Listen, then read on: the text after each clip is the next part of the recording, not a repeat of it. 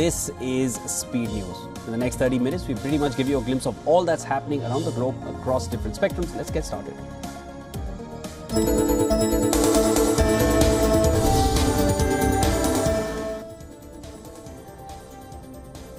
US President Joe Biden addressed the nation from the Oval Office, telling Americans that he decided to drop out of the presidential race to unite his party and his country. The president acknowledged that there is a time and a place for new voices. He further asserted that for the rest of his term, he would be focused on doing his job as president. This was Biden's first address since he announced his decision to step aside.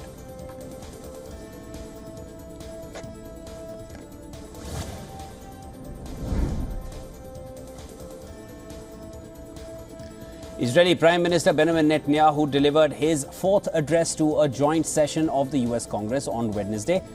In his address, the Prime Minister urged the US to fast-track its military aid. The Israeli leader also chalked out a rough blueprint aimed at potentially quashing Hamas and Fatah factions' deal to govern Gaza. Netanyahu also thanked the Biden administration over their support after the October 7th Hamas attacks.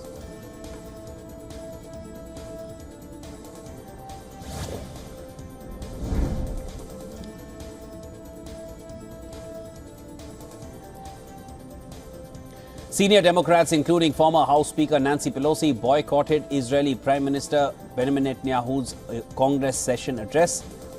During the Israeli leader's address, US Democratic Representative Rashida Tlaib held up signs calling Netanyahu a war criminal and said that he is guilty of genocide. Netanyahu's address comes amidst protests outside the Capitol building in Washington, D.C. The Israeli Prime Minister called the protesters Iran's useful idiots.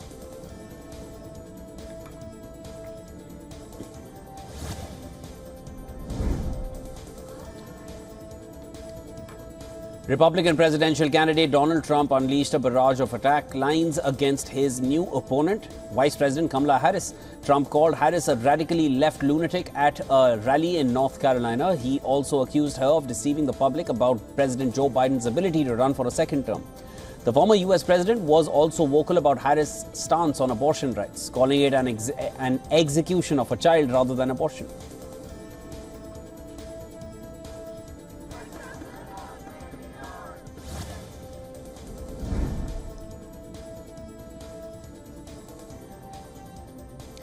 Lebanon's Hezbollah group has published a video showing one of its observatory drones flying over Israel's northern Ramat David airbase. This comes amid the ongoing war between Israel and Hamas.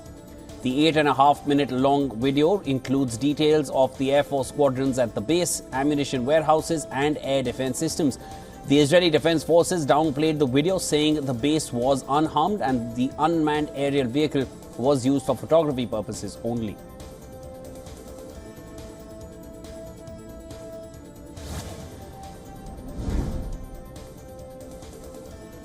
Israeli forces have recovered the bodies of 5 hostages taken captive in the October 7th Hamas attacks last year. This was first reported by the Israeli kibbutz community. The IDF later confirmed the news by making an announcement on the army's radio. Out of the 5, 2 bodies were of the hostages and the other 3 bodies were of the soldiers. The bodies were recovered near Khan Yunis during Israeli military's recent operations.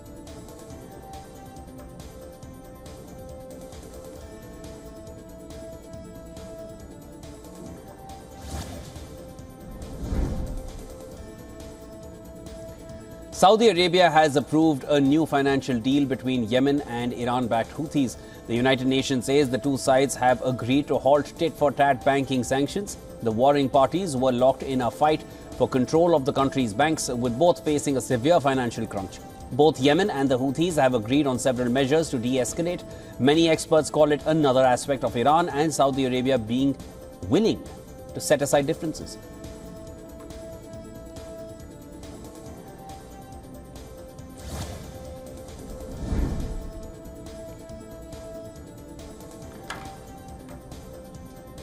Ukraine's Foreign Minister Dmytro Kuleba visited China and held talks with Chinese counterpart Wang Yi. The two leaders discussed ways to achieve lasting peace in the war with Russia. Kuleba said that China steadfastly reaffirmed its respect for Ukraine's sovereignty during the visit. Meanwhile, Chinese Foreign Minister Wang Yi called for a political settlement of the Ukrainian crisis. He said China and Ukraine established a strategic partnership more than a decade ago and that their bilateral cooperation has made steady headway.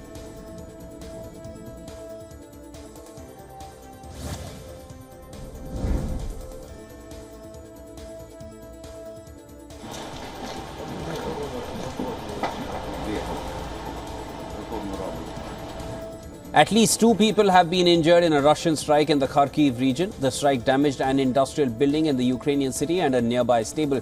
As the strikes continued, newly recruited Ukrainian troops trained in the war-ravaged Donetsk region, imitating machine gun fire and checking for non-existent Russians between the trees. Unlike those who enlisted after Moscow's invasion in 2022, these soldiers were forced to sign up. Facing severe manpower shortages, Ukraine has been mobilizing thousands of men to replenish the army's ranks after 2 years of war.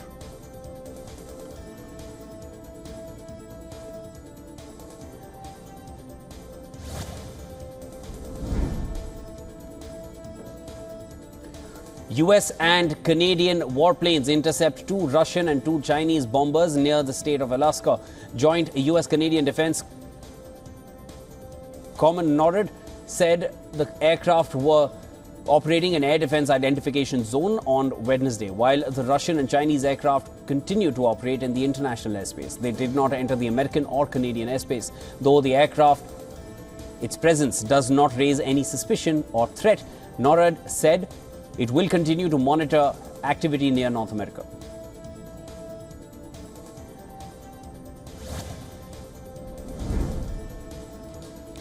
UK Secretary of State for Foreign Affairs David Lammy will be meeting Commerce Minister Piyush Goyal on the second day of his India visit. He will also be engaging with climate and business leaders. On his first day, Lammy met Indian Prime Minister Narendra Modi and External Affairs Minister Dr. S. Jaishankar. This diplomatic engagement comes as both countries seek to strengthen economic ties and cooperation on global issues.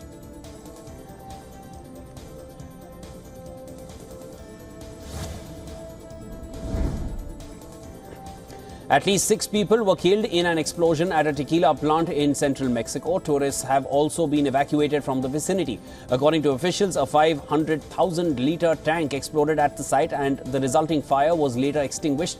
Reportedly, at least 2 other tanks have also collapsed at the facility. A probe is underway to know the cause of the blast.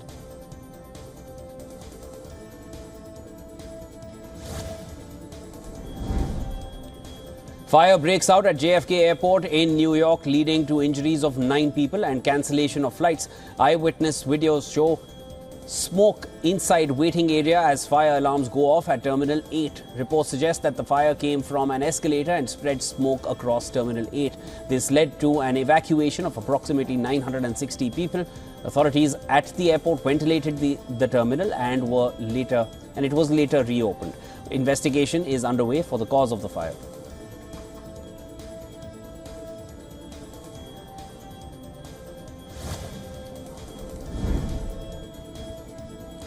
North Korea sends another 500 balloons laden with trash into South Korea's airspace over the past 24 hours. This has disrupted flights and has ignited a fire on the roof of a residential building. Flight services at Seoul's Gimpo Airport were affected by a suspected balloon for 2 hours on Wednesday. Meanwhile, a balloon caught on fire at a residential rooftop near South Korea's capital of Seoul. However, officials were able to put off the fire. South Korea's military said that some balloons came with time poppers that triggered fires.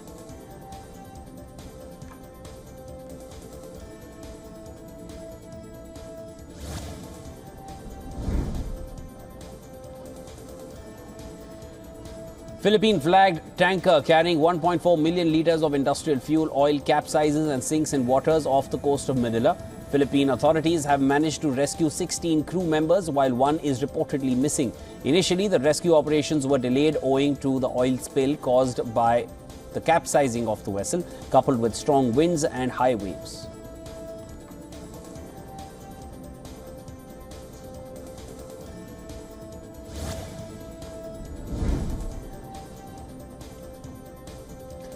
The US economy is finally settling down after booming in 2023. Businesses are hiring fewer people, Consumer spending is declining. The housing market is practically frozen, with loan rates at their highest point in decades. Manufacturing is having a hard time, barring industries like semiconductors and electric vehicles, which are aided by government incentives. High costs are still hurting businesses and individuals, even though inflation is slowing.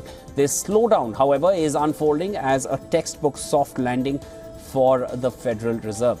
This is extremely unusual and eases the Fed's challenging task of easing inflation without triggering a recession.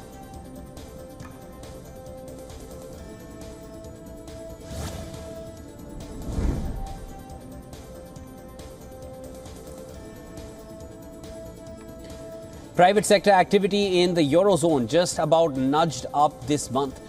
That is due to an unexpected fall in the region's leading economy and the growth engine, Germany. S&P Global's Composite Purchasing Managers Index showed a decline to 50.1, although it's still higher than the growth indicating 50. This is the weakest number since February. This deficit largely driven by Germany's unexpected contraction, which brought the country's GDP down below the critical level for the first time since March.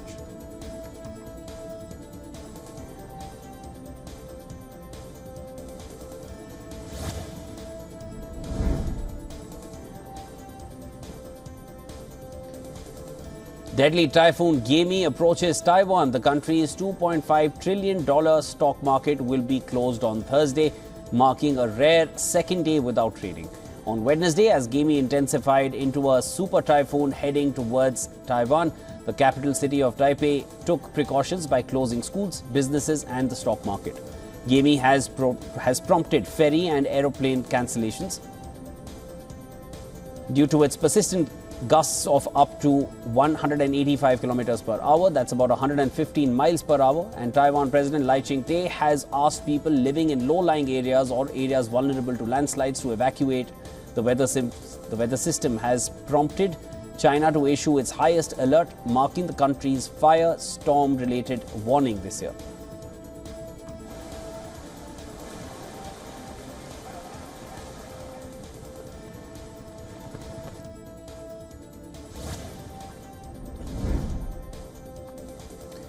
The creditors of the Tokyo-based exchange MT GOX are starting to get some of the almost $8 billion in Bitcoin that has been due to them since the exchange went bankrupt a decade ago due to a hack. In a post on social media platform X, the chief executive of crypto exchange Kraken said that Bitcoin and Bitcoin Cash have been dispersed from the MT GOX estate.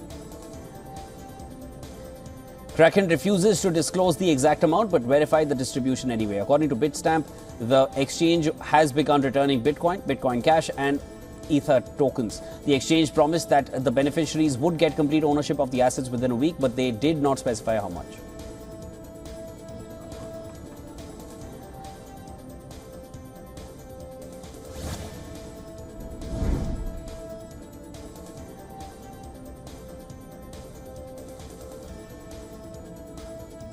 On the first day of trading, U.S. exchange-traded funds (ETFs)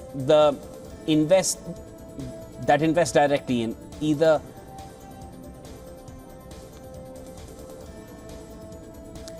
this launch will provide a glimpse into the demand for mainstream cryptos beyond Bitcoin. Bloomberg data shows that the top three Ethereum funds in terms of net inflow were the iShares Ethereum Trust of BlackRock, Bitwise Ethereum Trust and the Fidelity Ethereum Fund.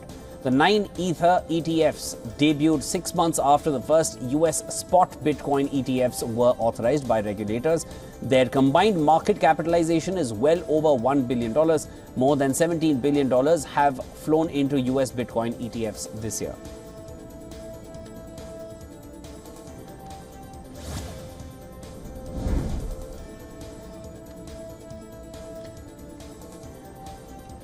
Indian Met Department issues red alert, predicting heavy downpours for states of Gujarat and Maharashtra. Further, IMD also issued a yellow alert in Mumbai. Flight services have been affected in Mumbai due to the incessant rainfall. Air India issued an update on social media saying that flights to and fro from Mumbai may get affected due to heavy rains. It also asked passengers to start early for the airport owing to traffic congestion and waterlogging.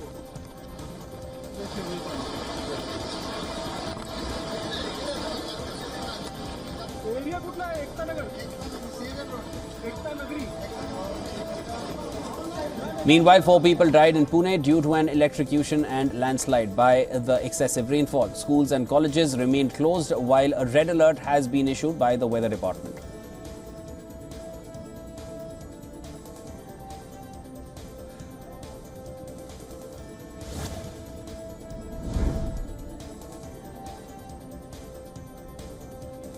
The US Senate is preparing to vote on 2 important bills this week that aim at protecting children online. These bills, known as the Kids Online Safety Act and the Children's Online Privacy Protection Act, would represent the most significant legislation targeting the tech industry in many years. Senate leader Chuck Schumer is confident and has said that he has gathered enough votes to pass the bills. The legislation was developed with input from parents whose teenagers have faced online bullying, sexual exploitation and other dangers.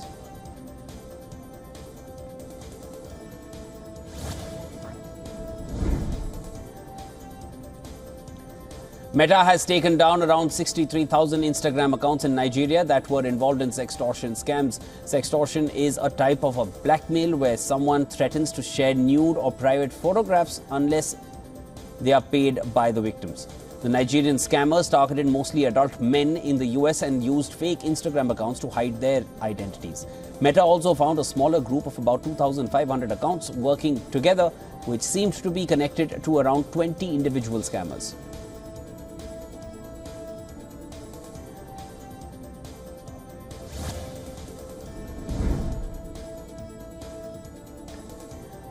A global tech outage last week caused by a faulty update from CrowdStrike's security software on Windows systems disrupted businesses around the world, including Malaysia. Malaysia's digital minister has urged Microsoft and CrowdStrike to compensate companies that lost money due to the outage. According to the minister, 5 government agencies and 9 companies in aviation, banking and healthcare in Malaysia were impacted. He met with representatives from both firms to request a full report on the incident and discuss ways to prevent similar outages in the future.